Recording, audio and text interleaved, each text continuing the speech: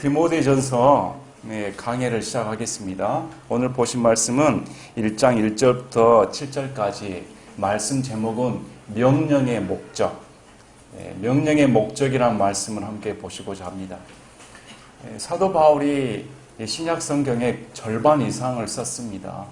히브리서를 포함하면 무려 14편, 신약 성경에 14편을 무려 썼으니까 그 중에서도 감옥에 갇혀서 죽음을 앞두고 쓴 글이 목회서신이라고 불리우는 디모데 전후서와 디도서가 있습니다. 디모데 전후서와 디도서는 다른 서신서들과 좀 다른 점이 에베소 교회의 감독이었던 디모데와 크레테 섬의 감독이었던 크레테 섬에 있던 교회 감독이었던 디도에게 보낸 편지죠. 그래서 목회서신으로 불리웁니다. 이 두 서신의 중요한 점은 현재 교회의 문제점과 현재 교회를 이루어가는 목회자들이 해야 할 게 무엇인가, 아울러 목회자뿐만 아니라 우리 성도가 교회를 이루는데 유념해야 할 게 무엇인가, 교회에 대한 바른 지침이 적혀져 있습니다. 또 한 가지, 에베소 교회라고 하면 사도 바울이 거의 개척한 거나 다름없는데 사도행전 19장을 보면 사도 바울이 에베소에 있는 교회에 가서 사도 바울의 손을 통해 성령 침례 사건이 벌어집니다. 그리고 에베소에가 온갖 소동이 벌어지죠. 그 큰 도시가 사도 바울이 전한 복음으로 인해 온통 난리가 났습니다. 그리고 거기에 하나님의 말씀이 강력히 역사하더라.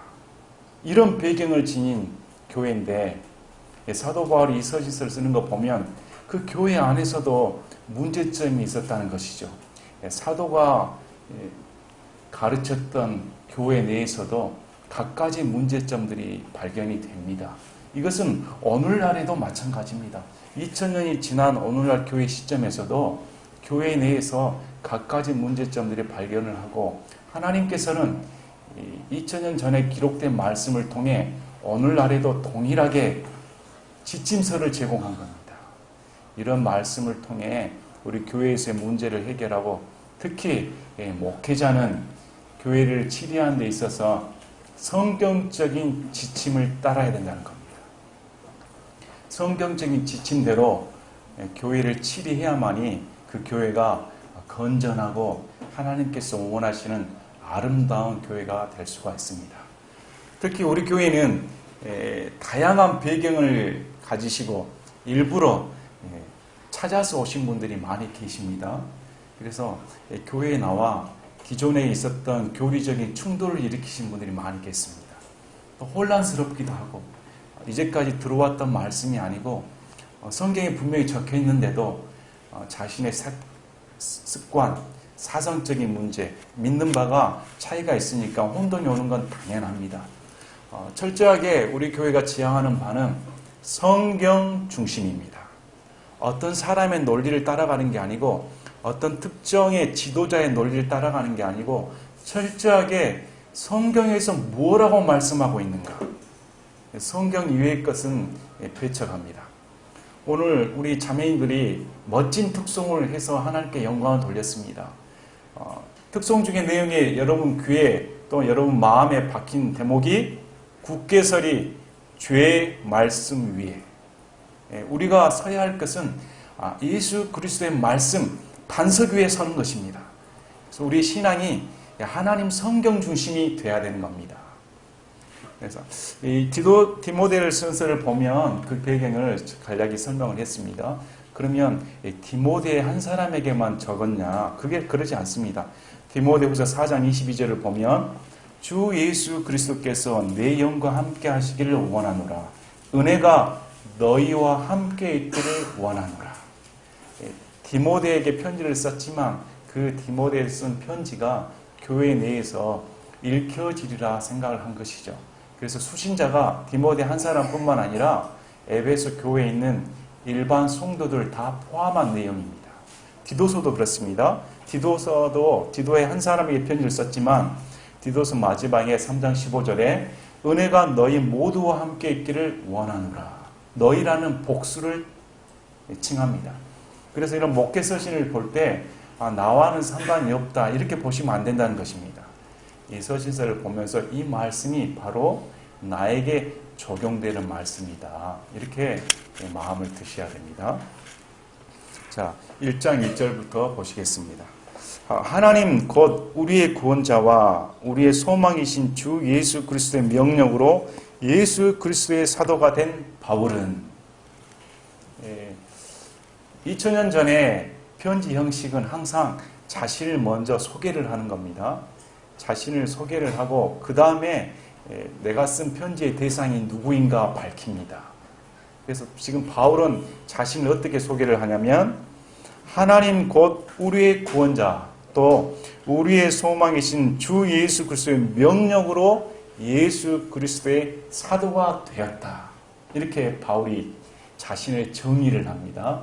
이렇게 보면 먼저 하나님을 우리의 구원자 이렇게 말씀합니다. 이 하나님은 하나님 아버지를 가리킵니다. 당시의 헬라 문명에서는 구원자라는 말이 흔히 쓰였던 말이라고 합니다. 세상의 구원자 이렇게 로마 황제 네로도 내가 세상의 통치자고 구원자다. 오늘날도 마찬가지입니다. 오늘날 또 영화 같은 데 보면 이 세상의 구원자가 누구일까? 영화 같은 데 보면 슈퍼맨인가? 히어로인가? 이런 구원자라는 개념이 널리 퍼져 있었죠. 그런데 사도 바울은 이 구원자란 말을 누구에게 호칭을 돌리냐면 하나님 아버지. 저와 여러분의 구원자는 하나님 아버지십니다. 바울은 그 사실을 분명히 했습니다. 이 세상 사람이 아니고 이 세상의 지도자가 아니고 어떤 다른 신이 아니고 우리가 믿는 나의 구원자는 성경에 계시된 하나님 아버지십니다. 그리고 두 번째로 어떻게 말씀하냐면 우리의 소망이신 주 예수 그리스도의 바울은 이렇게 말을 하는 것이죠. 디모데와 바울과 또 믿는 자들의 소망은 주 예수 그리스도다. 이렇게 말을 합니다. 저와 여러분의 소망은 무엇입니까? 저와 여러분의 소망은 과연 무엇일까요? 바울의 소망은 오직 주 예수 그리스도였습니다. 자신의 삶의 소망, 자신의 인생의 목적의 소망, 사는 이유가 온통 전부가 주 예수 그리스도 뿐이었습니다. 이게 바른 신앙인이죠. 그래서 이 성경에서는 우리가 히브리서를 같이 보시겠습니다. 히브리서 6장을 보시겠습니다.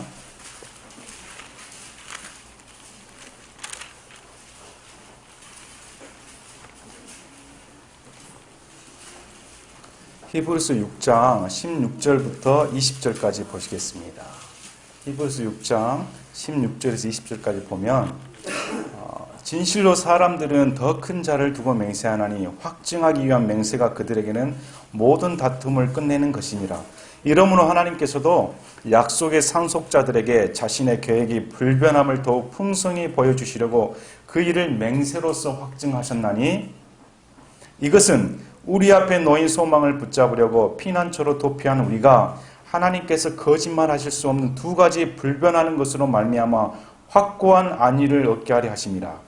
우리에게 있는 이 소망은 혼의 닭과 같아서 확실하고 굳건하여 휘장 안에 있는 것 속으로 들어가나니 앞서 달려가신 분 곧 예수님께서 멜기세덱의 계통에 따라 영원토록 대제사장이 되사 우리를 위해 거기로 들어가셨느니라.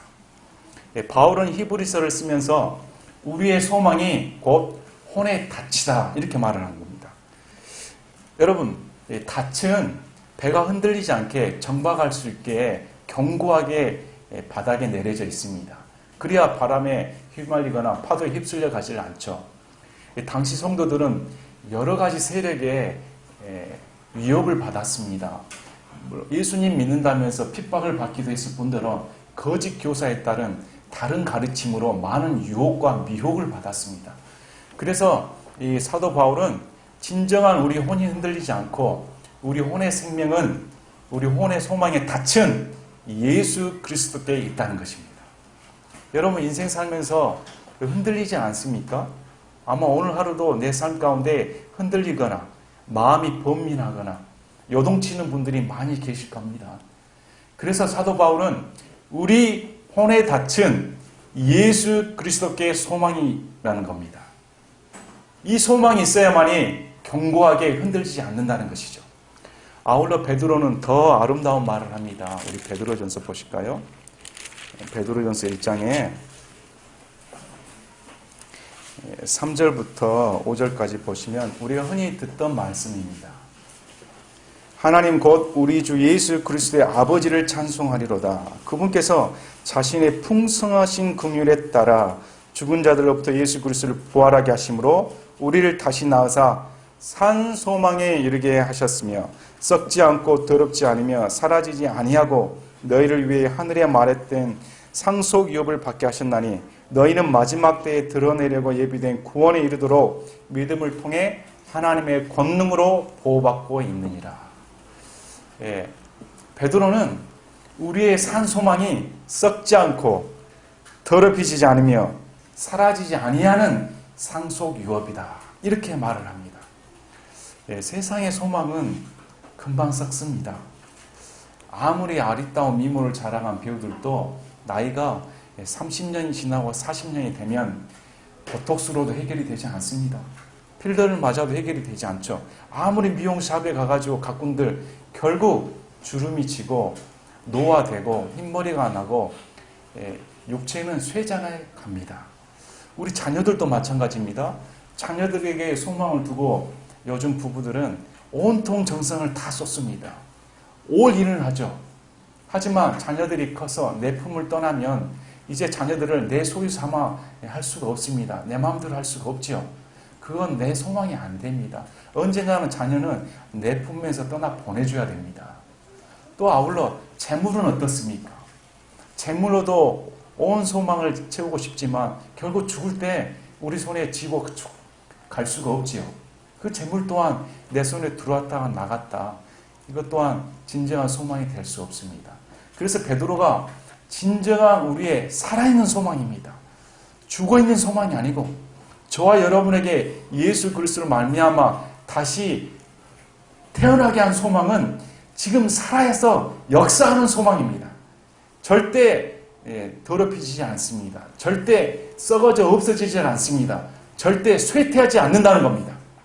우리의 이 소망은 살아있기 때문에 반드시 성취되는 소망입니다. 이 소망을 이룰 수 있는 것은 하나님 아버지께서 저와 여러분을 불쌍히 여겨서 긍휼히 여겨서 예수님을 죽게 하시고 다시 부활하셔서 그것으로 말미암아 저와 여러분을 다시 살게 하셨다. 다시 태어나게 하셨다는 겁니다.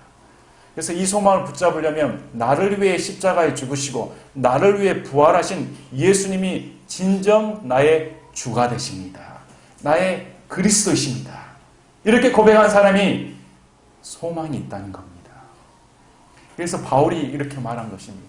바울은 자신이 제일 예수님을 하나님을 잘 믿는다고 따랐습니다. 율법의 모든 것에 흠이 없도록 바리새인 중에 바리새인이고 누구보다 율법의 전통에서 큰 열심으로 하나님을 쫓았습니다. 그래서 예수를 믿는 자를 이단을 쫓는 자라고 생각을 해서 유대교에 협박당하는 자, 유대교를 위협하는 세력을 보았죠. 그래서 예수 그리스도를 믿는 추종자들을 때려 박멸시키는 것이 하나님을 따르는 진정한 길로 생각을 했습니다. 그래서 예수님을 믿는 자를 핍박하는 것에 무지한 열심을 냈지요.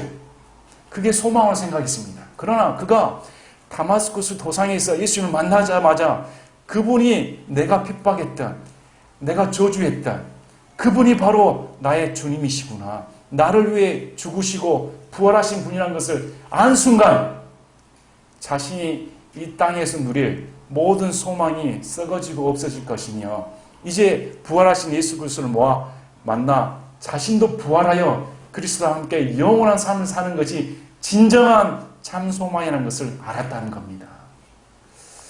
저와 여러분도 마찬가지입니다. 저와 여러분도 예수님을 몰랐을 때는 천국이 어디 있는가, 부활의 소망이 어디 있는가 관심조차도 없었습니다. 그래서 땅만 바라보고 살다가 예수 그리스도를 만나자마자 눈이 열리고 마음 문이 열려서 정말 천국이 있고 주님이 함께 계시며 내가 죽지 않고 썩어지지 아니하며 반드시 부활한다. 그 소망이 있기 때문에 오늘 이 자리에 나와 하나님 말씀에 귀를 기울인 거 아닙니까? 하나님 말씀을 듣고자 이 자리에 나와 하나님을 예배하는 거 아닙니까? 그분이 살아계시기 때문에, 그분이 살아계시기 때문에 오늘 이 자리에 나와 내 마음을 들여서, 내 물질을 들여서, 나의 정성을 들여서 그분이 보신다. 나의 온 마음을 그분께 드린다. 이렇게 마음을 먹는 것이죠. 저와 여러분에게 이런 진정한 소망이 있으십니까? 진정한 소망이, 진정한 혼의 닻이 나는 주 예수 그리스도입니다. 이렇게 고백할 수가 있는 겁니까? 자, 그래서 보십시오. 바울이 그분의 명령으로 예수 그리스도의 사도가 된 바울은, 그래서 바울은 자신이 원하여서 사도가 된 게 아닙니다. 자신이 선택해서 사도가 된 게 아니고 명령이라는 단어를 씁니다. 명령은 군사적인 용어입니다. 순종을 요구하는 것이죠. 절대적인 자가 명령 하다를 내려서 복종시키는 겁니다. 그래서 사도 바울은 어떻게 말을 하냐면, 내가 하나님께 사로잡혀서 이 그리스도가, 소망되신 그리스도가 직접 나에게 명령을 내려서 나는 사도가 됐다. 이렇게 말하는 것입니다.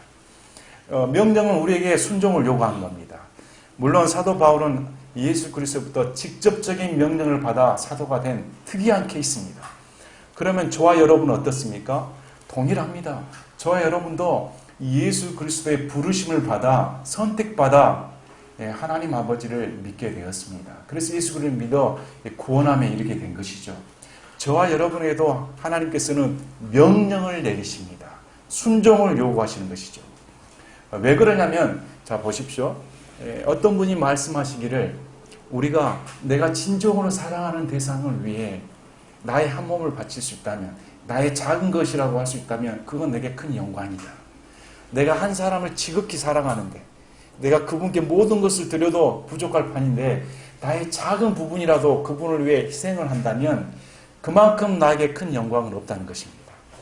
여러분, 우리가 주 예수 그리스도 때문에 나의 전 인격이, 나의 전 삶이 지옥에서 뿐만 아니라 지옥 같은 이런 내 삶의 구렁텅이에서 건져내주심을 받았다면 우리가 예수 그리스도의 명령에 따라야 되지 않겠습니까?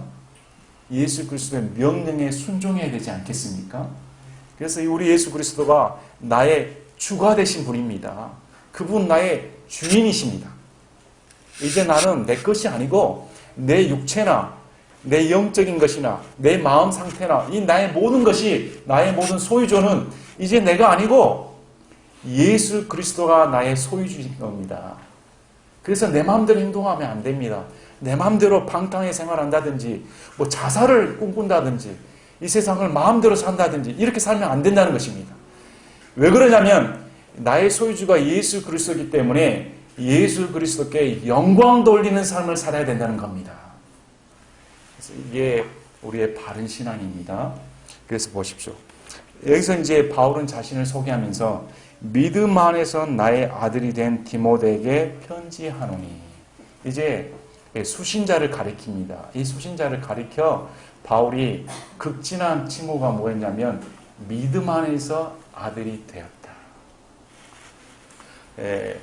사도행전 16장 1절에 사도 바울이 2차 선교 여행 때 더베와 루스드라 지역에 도착을 합니다. 거기서 디모데라는 청년을 만났는데 이 디모데 청년은 신실하기 때문에 그가 얼마나 하나님께 신실했는지 가까운 루스드라와 이고니움 지역에까지 평판이 좋았습니다. 칭찬받는 청년이었죠.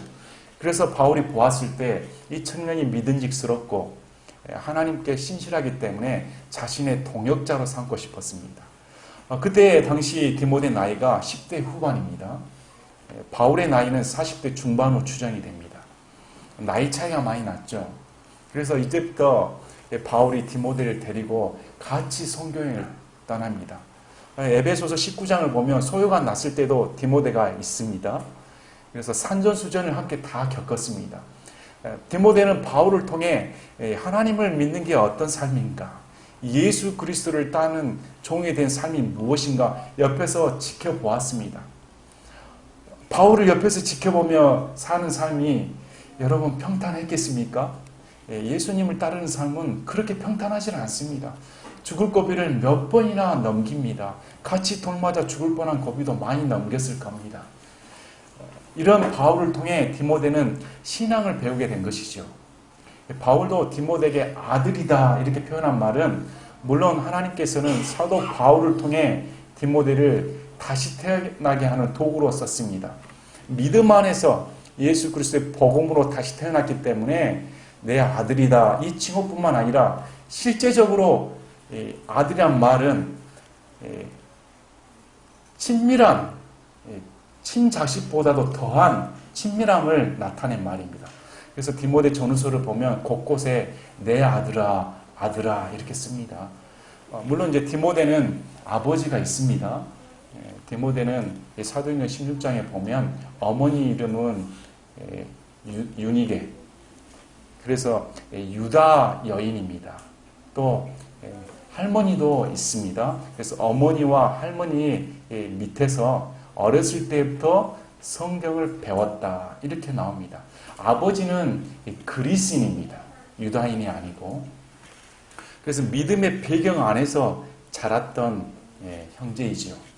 우리 교회에서도 이렇게 자녀들이 믿음의 가정 안에서 자라는 것은 큰 축복이 아닐 수 없습니다. 디모데도 그런 축복을 받았습니다. 어머니 밑에서, 할머니 밑에서 구약 성경을 어렸을 때도 접하고 유대인의 율법을 배우며 유대인의 환경 속에 자란 그런 특권을 누리게 된 것이죠.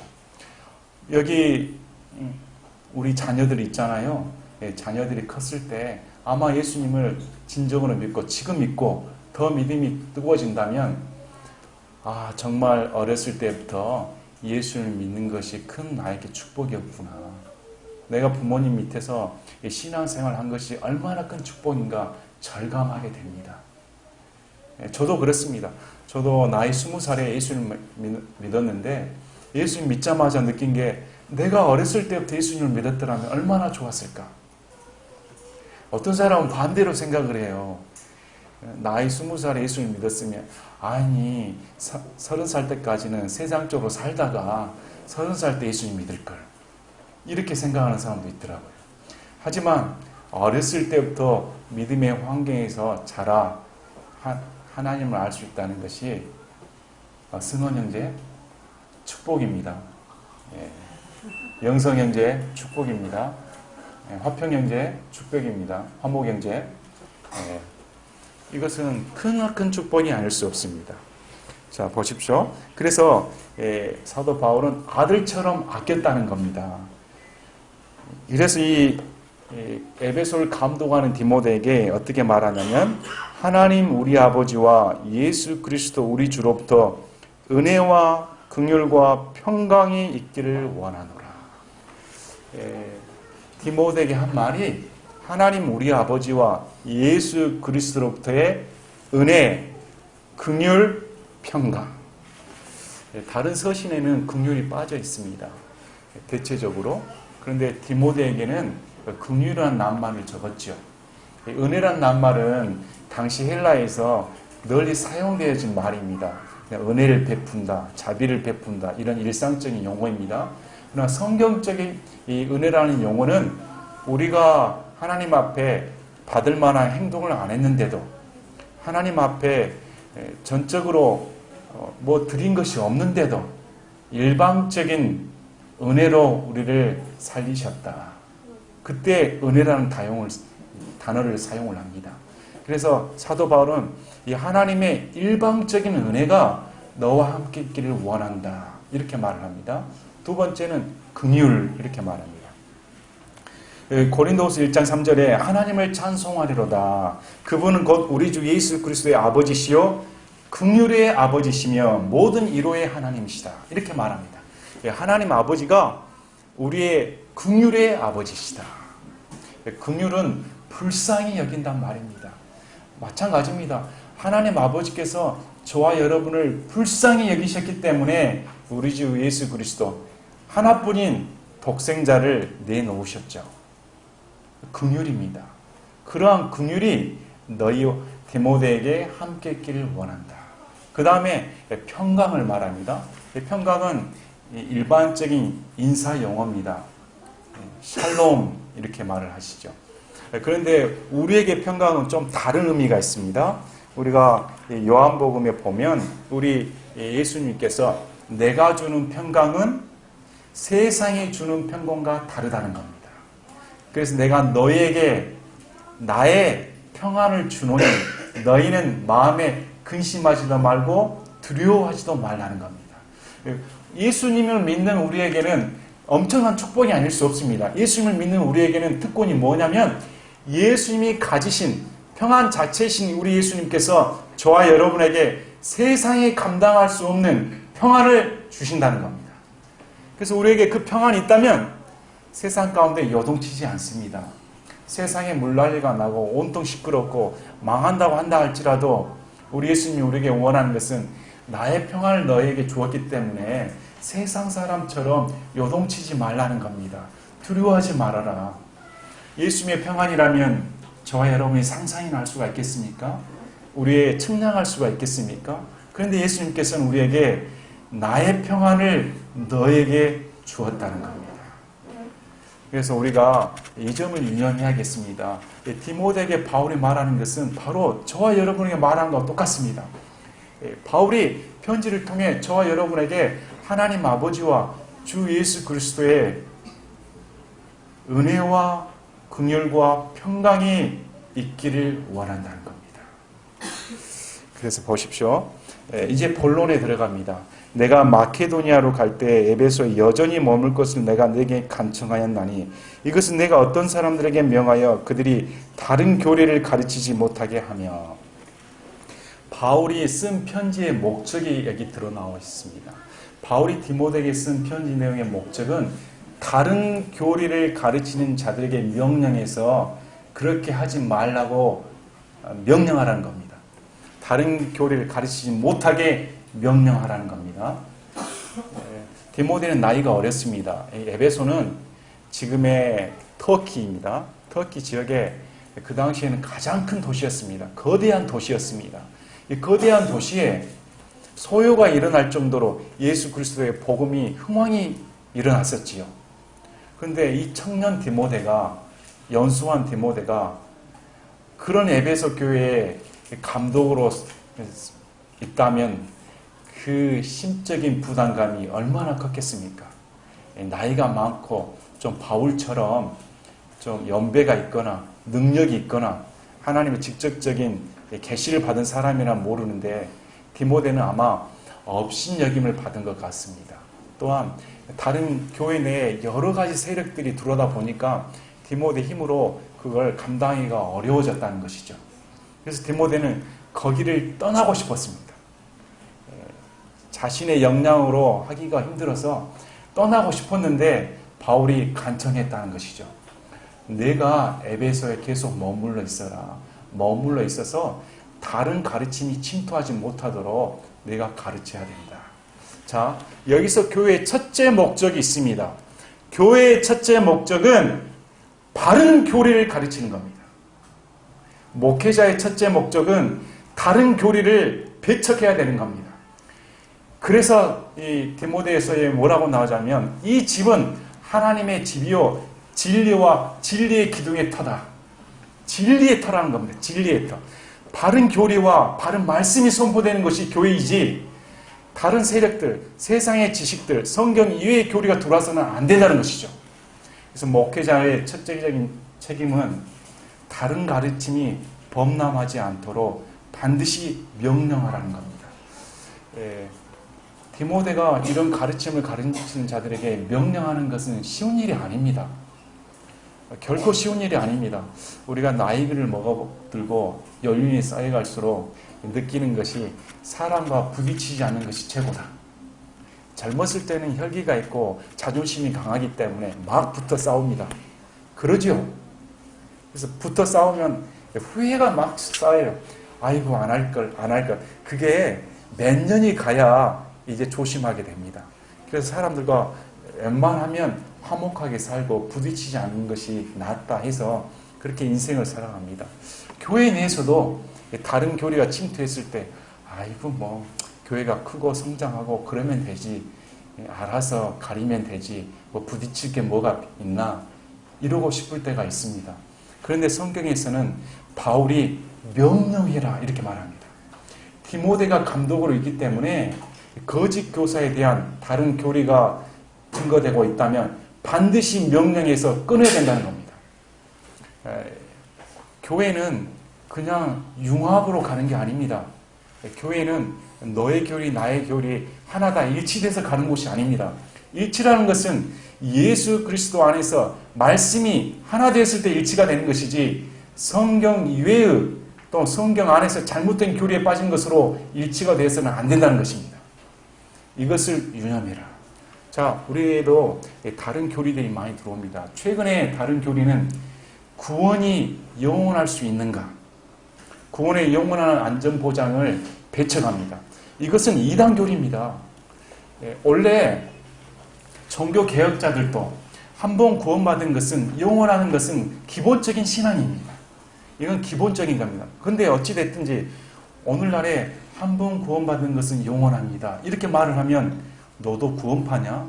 이렇게 말을 하는 거예요. 세상에 이런 일이 어디가 있습니까? 너무나 사람들이 교리에 대해서 무지하다. 구원관에 대해서 너무 무지해서 그런 말을 하는 겁니다. 구원이라는 것은 나한테서 비롯되는 게 아닙니다. 내 믿음으로 유지되는 것도 아닙니다. 그렇게 주장하는 사람들은 죄 안 짓습니까? 어떻게 감히 하나님 안에서 내가 구원을 유지시켜서 천국에 갈 수 있다. 그렇게 주장할 수가 있다는 겁니까? 만약에 진심으로 예수 그리스도의 복음이 들어오고 진심으로 예수 그리스도 안에서 나 같은 비천한 존재인 걸 안다면 구원받은 것도 하나님 은혜요. 구원을 유지시킨 것도 하나님의 은혜요. 구원을 완성시켜 주신 것도 하나님의 은혜입니다. 이렇게 나온다는 겁니다. 그래서 구원을 내 믿음으로 유지시키겠다. 이것은 율법을 들어옴으로 말미암아 예수 그리스도의 은혜를, 단번 구속의 은혜를 배척하는 거짓된 교리입니다. 그런 교리를 우리 교회에 들어서는 안 된다는 것이죠. 두 번째는 은사적인 문제입니다. 방언을 해야 은사를 받았다. 성령의 은사는 방언을 해야 하나님으로부터 특별 계시를 받을 수 있다. 또는 믿음이 성장할 수 있다. 기도를 깊이 할 수 있다. 성경에는 그런 단어 하나도 안 나오질 않습니다. 방언을 한다 해서 기도를 깊이 할 수 있다는 것은 순전히 자신의 주관적인 체험에 근거한 것이지 성경에는 기록조차 언급이 되어 있지 않습니다. 이 방언은 우리 교회에서 허용하지 않습니다. 타 언어를 해야 되기 때문에. 또 방언을 하고자 하는 자들은 교회 안에서 통역이 되지 않는다면 잠잠해라. 이게 명령입니다. 통역하지 않은 방언은 쓸모없다는 것이죠. 오늘날 교회에서 방언은 다 거짓된 영입니다. 저도 이런 말을 할 수 있는 것은 제가 방언을 20년 이상 해봤기 때문에 떳떳하게 말할 수 있습니다. 다 거짓입니다. 철저하게 우리의 이 신앙은 내 체험에 주관해서는 절대 안 됩니다. 내 눈으로 본 거, 내 마음으로 든 거, 내 귀에 들린 거, 설령 그것이 진실할지라도 내 믿음의 근거는 거기에 두어서는 안 됩니다. 어디에 두어야 됩니까? 말씀입니다. 성경에 기록된 말씀에 내 신앙의 근거를 둔다. 그래서 이 교회 내에서 방언을 한다, 애언을 한다, 온갖 성령의 은사 집회를 한다, 허용을 하지는 않습니다. 그것은 가짜이기 때문에. 홀로 영광 받으실 분은 예수 그리스도이신 겁니다. 내가 은사를 받았다는 것은 순전히 자기 자랑입니다. 나는 방언을 하니까 너는 못하지. 나는 대언을 하니까 너는 못하지. 이런 것은 순전히 자신의 만족인 자기 기만적인 신앙입니다. 그래서 이런 것은 우리 교회에서 철저히 배격한다. 그 다음에 창조적인 문제입니다. 창조는 6일 창조를 믿습니다. 6천년 전에 이 성경 기록은 6천년 전입니다. 6천년 전에 하나님께서 말씀으로 온 우주 만물을 창조하시고 저와 여러분을 이 땅에 태어나는 은혜를 주셨습니다. 지금.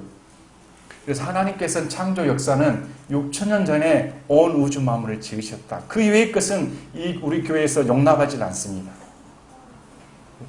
예수님도 그렇게 가르치신 적이 없기 때문에 예수님의 가르치심에 따라야 되지 다른 가르침이 들어와서는 안 된다는 것이죠. 이런 것은 우리가 명심해야 할 것입니다. 그 다음에 율법주의입니다. 율법주의는 우리는 율법 폐기론자가 아닙니다. 많은 사람들이 한 번 구원받으면 영원하다. 그래서 율법 폐기론자 아니냐 이렇게 손가락을 지탄을 하지요. 그러나 복음을 아는 사람들은 율법을 폐기하는 게 아니고 율법을 세우는 자들입니다. 우리가 예수님을 믿는 순간 그것은 율법을 폐기한 게 아니고 율법을 높이는 겁니다. 왜 그렇습니까? 율법으로 안 된다는 걸 알기 때문에, 율법으로 안 된다는 걸 알기 때문에 저는 예수를 믿습니다. 이렇게 율법을 준 목적입니다. 그래서 예수를 믿을수록 율법의 거룩함과 율법의 하나님의 두려움이 엄습하는 겁니다. 그래서 율법을 세우는 것이죠. 하지만 이걸 잘못 오용을 해서 오늘날 구약을 들어와서 목사가 하나님과 성도 간의 중간 역할을 한다든지 이곳에 나와 제사장 노릇을 한다든지 안식일을 요구한다든지 이런 구약의 제사 제도를 도입한다는 것은 들어와서는 안 된다는 것입니다. 우리는 예수 그리스도의 단번 속죄와 이제 우리와 하나님과의 유일한 중보자는 예수 그리스도 한 분뿐이십니다. 이제 예수 그리스도를 통해서 어느 때고 하나님께 직접 나갈 수 있는 시대가 열렸기 때문에, 그래서 당시에는 이런 유대 율법주의들이 교회 내에 들어온 것이죠.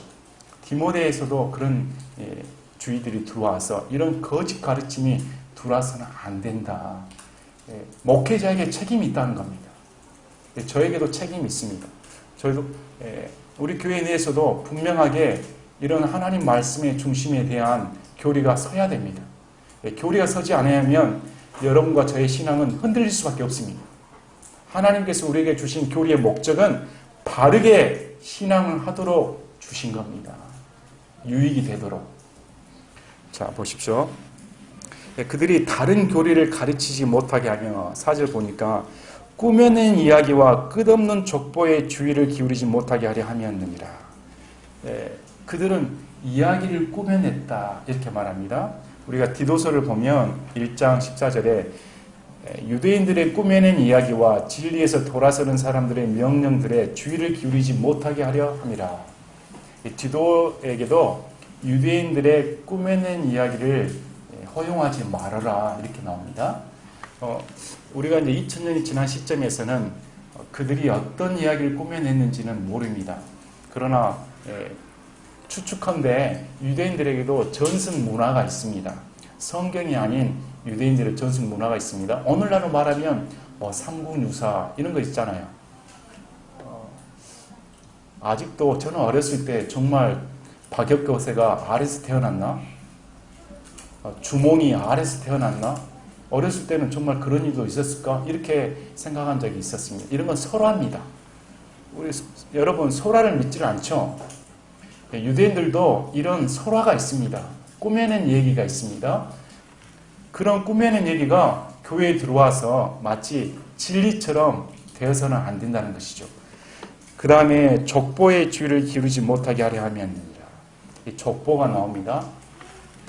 특히 유대인들은 족보 체제입니다. 우리가 예수 그리스도의 족보를 마태복음과 누가복음과 또 역대상을 보면 족보가 굉장히 길게 나옵니다. 자신의 조상이 누구 한마디로 우리는 뼈대 있는 집안이다. 그걸 자랑스럽게 여겼습니다. 그래서 유대인들은 자신을 드높이기 위해 우리 조상 중에 누가 있다. 여러분들도 한시야? 그러면 한가 중에 누가 유명해? 이러죠. 우리 강영재집이면 강영재집 집안의 조상 중에 위대한 사람이 누구야? 아니면 나영재님 집안이면 나영재님 혹시 조상 중에 위대한 사람이 누굴까? 이렇게 따져본다는 것이죠. 당시 유대인들도 자신의 족보에 조상들의 이름을 유명한 조상들을 끼워 넣기 시작했다는 겁니다. 제가 참조하는 강에서는 웰링 강의 신서라고 제가 약 20년 전에 제가 공중보건 의사로 있을 때 전집을 다 사서 보기 시작했는데, 제가 이런 책을 좋아하는 이유는 굉장히 간략하며 또 많은 목회 경험이 있으신 분들이 쓴 글이기 때문에 참조를 합니다.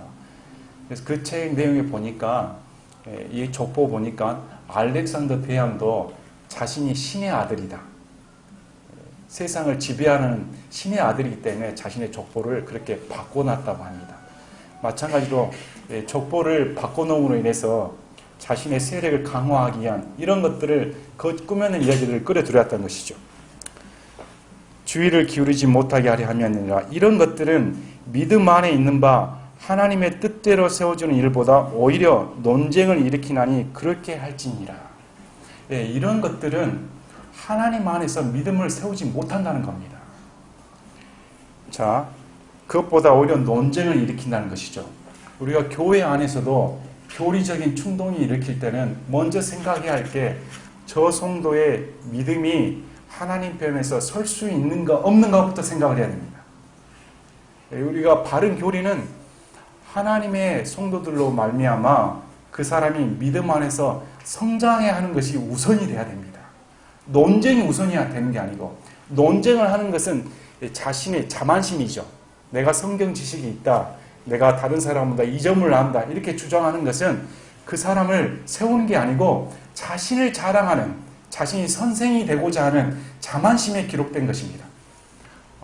그래서 요즘 사람들은 따져보고 믿어라, 논쟁을 해봐라. 그래서 교회 안에서도 논쟁을 삼고자 하는 사람들이 많습니다. 자, 교리는 논쟁이 아닙니다. 성경은 논쟁을 허용하는 게 아닙니다. 받아들이는 겁니다. 성경은 말씀을 받아들이는 것이지 누구랑 논쟁을 해서 이기려는 수단으로 삼는 것이 아닙니다. 그래서 논쟁을 일으키고자 하는 것은 순전히 자신을 드높이고자 하는 자만심에 기인한 것이죠. 그래서 이런 것에 휩싸이지 말라는 겁니다. 그런데 참 놀랍지 않습니까? 이 에베소는 사도 바울이 가르친 곳인데, 사도 바울이 직접 가르치신 교회에서도 이런 일이 벌어졌다는 겁니다. 그렇다면 오늘날의 교회는 얼마나 더하겠습니까? 얼마나 다른 가르침이 팽배하겠습니까? 그래서 사도 바울이 디모데에게 이런 것들은 하나님 안에서 성도들을 세워주지 못하기 때문에 논쟁을 피해라, 논쟁하지 말라, 이렇게 말합니다. 자, 보십시오. 이제 5절에 보면 이제 명령의 목적은 순수한 마음과 선한 양심과 거짓 없는 믿음에서 나오는 사랑이거든. 자, 사도 바울이 디모데에게 준 명령의 목적이 나옵니다. 그 명령의 목적이 첫째, 순수한 마음, 둘째, 선한 양심, 셋째, 거짓 없는 믿음. 여기서 나온 사랑이라는 겁니다. 자, 교회 안에서는 이 세 가지로부터 비롯된 사랑이 우선시 돼야 됩니다. 교회 안에서는. 디모데에게 사도 바울이 권면하는 이유는 이 거짓 가르침은 이 세 가지에서 비롯되지 않았다는 겁니다. 그래서 여기서 비롯되지 않는 믿음은, 여기서 비롯되지 않은 사랑은 거짓이기 때문에 그런 것이 교회에서 허용돼서는 안 된다. 내가 너에게 준 명령의 목적이 첫째, 순수한 마음에서 비롯된 사랑이다. 마음이 부패해서는 안 된다는 겁니다. 하나님께서 예수 그리스도로 말미암아 우리에게 주신 율법의 완성은 로마서 13장 10절에 나옵니다. 사랑은 자기 이웃에게 해를 끼치지 아니하나니 그러므로 사랑은 율법의 완성이니라. 다른 교리를 가르치는 자들은 율법의 행위를 주장을 했습니다. 그러나 예수 그리스도를 믿는 순수한 믿음을 가진 자들은 그 사랑은 믿음에서 비롯된, 행위에서 비롯되는 게 아니고 순수한 믿음에서 비롯된 하나님의 사랑이라는 겁니다. 그래서 두 번째는 선한 양심이다. 우리가 교회 생활하면서도 내 양심에 배척되는 걸 하면 안 됩니다. 항상 이 양심이 하나님 말씀에 비추어서 내가 정말 하나님께 깨끗한 양심으로 살고 있는가, 이 깨끗한 양심으로 성도들을 대하고 있는가, 깨끗한 양심으로 교회에 나와 하나님을 사랑한다고 고백할 수 있는가, 항상 점검해 봐야 된다는 것입니다. 순수하고 깨끗해야 됩니다. 그 다음에 거짓 없는 믿음이다. 믿음에도 거짓이 있다는 겁니다. 거짓이 있다는 믿음은 자신의 욕심이 가미된 믿음입니다. 우린 다른 사람을 도와주거나 또한 하나님을 신뢰할 때 무슨 차익을 얻으려고, 이익을 얻으려고, 대가를 바라려고 이렇게 하는 경우가 많다는 겁니다. 그러나 그 믿음은 우리가 하나님을 믿는 것은 상황을 바라보는 게 아니고 어떤 나의 형편을 바라보는 게 아니고 순전하게 100%다 하나라도 나의 사적인 사역이 들어가지 않은 믿음이어야 된다. 성도들을 도와줄 때도 마찬가지입니다. 사람들 도와줄 때 내가 저 사람을 도와주면서 다른 대가가 나한테 들어오겠지. 이런 걸 하면 안 된다는 겁니다. 순전하게 베풀어 주는 데서 끝나야 되지 다른 대가를 바라는 것은 순수하지 못한 것이죠. 자, 그래서 바울이 디모데에게 명령하는 목적이 이 세 가지에서 나온 사랑이 진짜이다. 이 사랑이 교회에서 설파되어야 된다. 이렇게 말을 하는 겁니다. 그래서 어떤 사람들이 이것에서 벗어나 헛된 말다툼에 빠져 율법의 선생이 되려 하나 그들은 자기들이 말하는 것이냐 주장하는 것을 깨닫지 못하는도다. 바울은 디모데에게 이 세 가지에서 비롯된 사랑을 설파했는데 이와 다르게 그 거짓 가르침을 가져온 다른 교리를 설파한 사람들은 사람들을 혼돈케 하고 헛된 말다툼에 빠져서 자신들이 율법의 선생이 되고자 한다. 자, 교회 내에서는 하나님께서 지도자를 세웠습니다. 디모데라는 지도자를 세워주었습니다. 그래서 디모데를 통해 바른 교리가 들어가야 됩니다. 그런데 그 교회 안에서 서로 선생이 되고자 하면 그 교회가 유지가 되겠습니까? 그 마음은 뭐냐면 내가 지도자가 되야겠다 이 말하고 똑같습니다. 그래서 교회 내에서는 지도자가 있어야 됩니다. 전 지금 저를 내세우려고 한 게 아닙니다. 교회도 하나의 공동체이기 때문에 하나님께 세우신 지도자가 있으며 지도자가 세운 교리에 동의해 줘야 되는 겁니다. 그리고 반드시 그 지도자는 이 성경대로 순수한 믿음과 순수한 마음에서 비롯된 것, 선한 양심과 거짓 없는 믿음을 가르쳐 주어야 됩니다. 헛된 말다툼이나 논쟁을 해서는 안 된다는 것이죠. 이래야만이 그 교회가 건전한 교회가 된다. 이렇게 성경은 말을 하고 있습니다. 오늘 말씀은 저와 여러분이 좀 장황하게 봤습니다. 그러나 굉장히 중요한 말씀입니다. 우리는 말씀 중에 나에게 위로되는 말씀만 찾기 쉽습니다. 또 하나님께 영광만 돌리는 말씀을 찾고자 싶습니다. 그러나 성경은 여러 가지가 있습니다.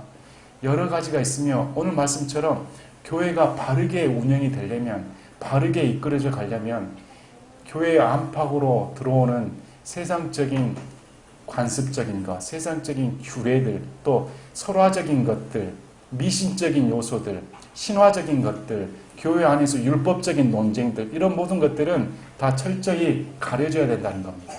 그래서 교회가 믿는 성도들이 건전하게 결국은 우리의 소망이고 우리의 산 소망이 모든 것이 예수 그리스도께 있기 때문에 결국 이 모든 목적은 우리의 계시하신 예수 그리스도께 영광을 돌리는 게 있습니다. 그래서 각자가 우리의 신앙이 정말 성도들을 바라볼 때 내가 정말 성도들을 사랑으로 대하고 있는가? 이 명령의 목적이 성도들 간에 사랑으로 대하는가? 아니면 자신의 성경 지식을 드러내고자 아는 바를 드러내고자 체험을 드러내고자 헛된 말다툼과 논쟁을 일삼고 있는가? 이런 것은 우리에게 교훈을 주는 말씀입니다. 오늘 보니까 이렇게 광양에서도 나오시고 또 호주에서 오늘 최선진 어르신이 피곤하심에도 불구하고 이렇게 예배에 참석해 주셨습니다. 하나님의 은혜로 우리 교회가 성도 수가 좀 불어나고 또 곳곳에서 하나님 말씀을 사모하여 함께 예배 드릴 수 있는 이런 위치까지 오게 된 것이 너무나 기적 같은 일이었습니다. 이렇게 오시는 것이 그런 이제 제가 성경 말씀을 보면서 느끼는 게 바울이 디모데에게 성도 수를 늘리는 것이 목적이 아니다. 너는 성도 수를 늘리려면 이렇게 해야 된다. 다른 사람들이 너의 복음을 들으려면 이런 식으로 가르쳐야 된다. 이렇게 말하지 않습니다. 디모데에게 원했던 것은 성도들에게 바른 교리를 가르치라는 겁니다. 성도들이 바른 교리를 가르쳐서 바른 말씀을 듣고 바르게 예수님 믿어라. 우리 교회도 그렇습니다. 우리 교회가 성도 수가 1명이면 어떻습니까? 2명이면 어떻습니까? 3명이면 어떻습니까? 수가 문제가 아니고 각자의 성도가 과연 바른 말씀의 기초에서 나의 소망이 예수 그리스도만 바라보는 진정한 살아있는 성도인가? 내가 정말 내 안에 예수님이 살아서 역사하는 움직이는 살아있는 성도인가? 여러분의 발걸음 하나하나를 통해서 여러분의 행동 하나하나를 통해서 예수님이 진정 드러나고 있는가? 나의 행동을 통해 저 사람을 통해 예수님을 알아볼 수 있는가? 이걸 가르치라는 겁니다. 그래서 분명하게 우리가 복음과 하나님 말씀을 깊이 새기는 계기가 되었으면 합니다. 제가 기도하고 마치겠습니다.